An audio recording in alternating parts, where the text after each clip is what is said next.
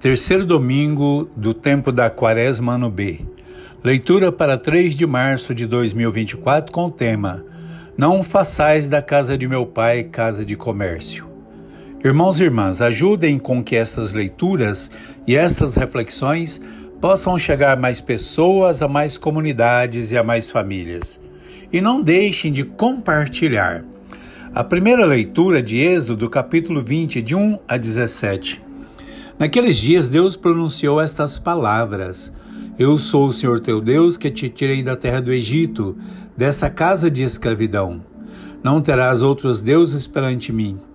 Não farás para ti qualquer imagem esculpida, nem figura do que já existe no alto dos céus, ou cá embaixo na terra, ou nas águas debaixo da terra. Eu, o Senhor teu Deus, sou um Deus cioso, castigo a ofensa dos pais nos filhos, até a terceira e quarta geração daqueles que me ofendem.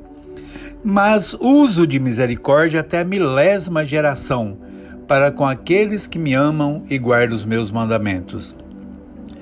Não invocarás em vão o nome do Senhor teu Deus, porque o Senhor não deixa sem castigo aquele que invoca o seu nome em vão. Irmãos e irmãs, Deus nos chama a fazer uma escolha fundamental de vida, ao nos dar as tábuas da lei, onde define a nossa missão de filhos e filhas, na nossa relação com Deus e na nossa relação com cada irmão e irmã. Amar a Deus sobre todas as coisas é o início de toda a relação humana, é a base fundamental da relação com os irmãos.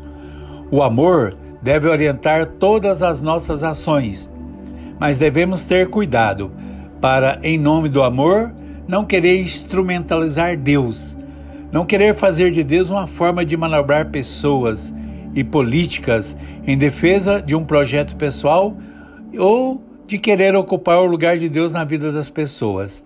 A nossa missão é de fazer do amor o lugar da nossa relação com Deus e com os irmãos. Na segunda leitura da primeira carta aos Coríntios, capítulo 1, versículo de 22 a 25. Os judeus pedem milagre e os gregos procuram a sabedoria. Quanto a nós, pregamos Cristo crucificado, escândalos para os judeus e loucura para os gentios. Mas aqueles que são chamados, tanto judeus como gregos, Cristo é o poder e sabedoria de Deus. Irmãos e irmãs, a nossa relação com Deus e com os irmãos passa pela cruz de Cristo. Na cruz de Cristo está o assumir da vida e está colocada a redenção humana. Na cruz, Jesus vem para nos dar o caminho e a forma de como enfrentar a força que carrega o pecado. A cruz não é negação da vida. A cruz não é sujeitar-se à dor ou ao sofrimento.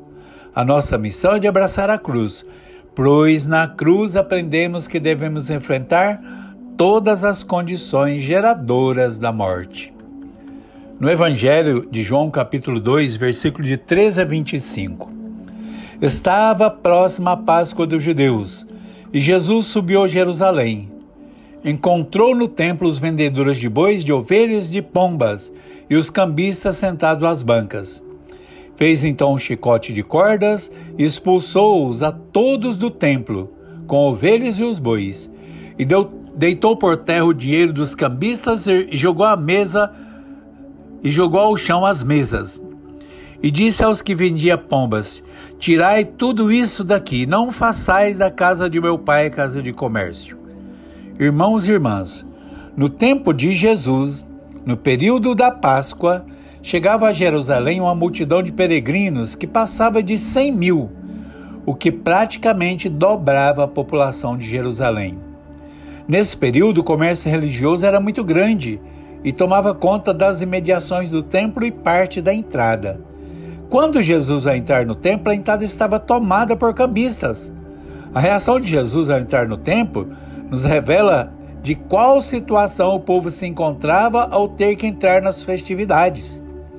De um lado estava toda uma situação de exploração da religião por interesses econômicos que eram autorizados e que recebiam licença para lucrar em cima dos peregrinos.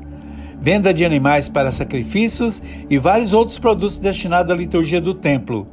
E o câmbio de moeda romana, pois no templo não entravam moedas pagãs.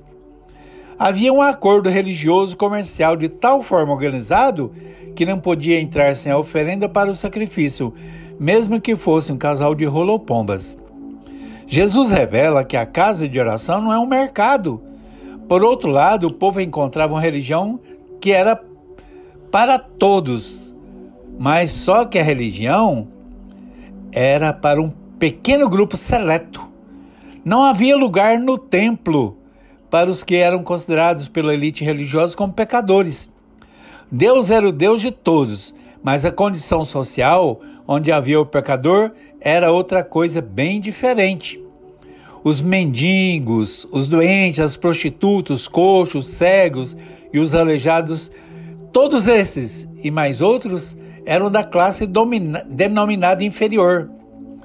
Talvez uma das únicas coisas que os sumos sacerdotes não conseguiam roubar do povo eram as grandes romarias para o templo.